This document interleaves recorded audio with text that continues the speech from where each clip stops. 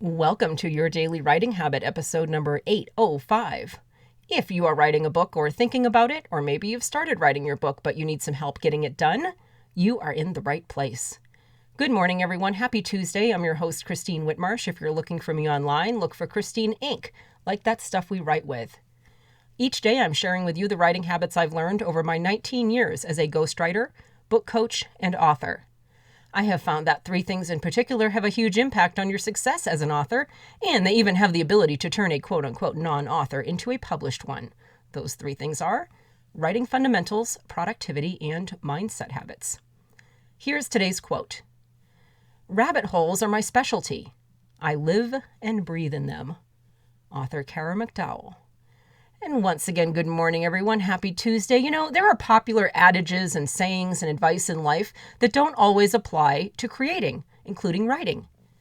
Wisdom that in our daily life might make sense, keep us coloring between the lines, and overall make us productive, well-balanced members of society. But that doesn't mean when we take our grown-up hats off and go into the writing cave to make up stories that we need to keep following that life advice. And here's one example that comes to mind, and this is a phrase I hear quite a bit, and from the standpoint that it's a bad thing. That phrase is, "Don't go down rabbit holes," meaning don't follow every train of thought and idea in every random direction it takes you. Except that as authors, rabbit holes sometimes lead to our best stuff, assuming we don't end up in Google rabbit holes along the way, searching for which condiments which U.S. presidents used on their sandwiches, and please don't go look for that now.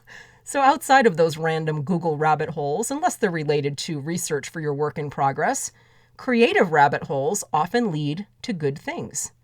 In fact, chasing and connecting rabbit holes often defines great literature. Rabbit holes often inspire you to think deeply about one subject in many different and often unexpected directions. You might even say that the popular process called mind mapping is really nothing more than rabbit hole mapping. Maybe as authors, we should be afraid of not slipping down the rabbit hole. So strap on your miner's flashlight, roll up your sleeves, dig beneath the surface, and see what you find. Question everything. And if it turns out to have nothing to do with your writing, then you can always edit it out later.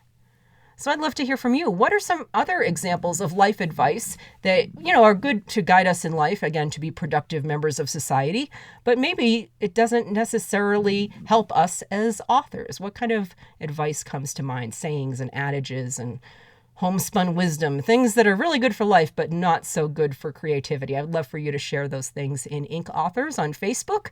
I always leave the link in the show notes. And while you're there, let us know how we can support your writing goals for the rest of the year. Thank you for joining me here on Your Daily Writing Habit, where I am helping you write and finish writing an awesome book.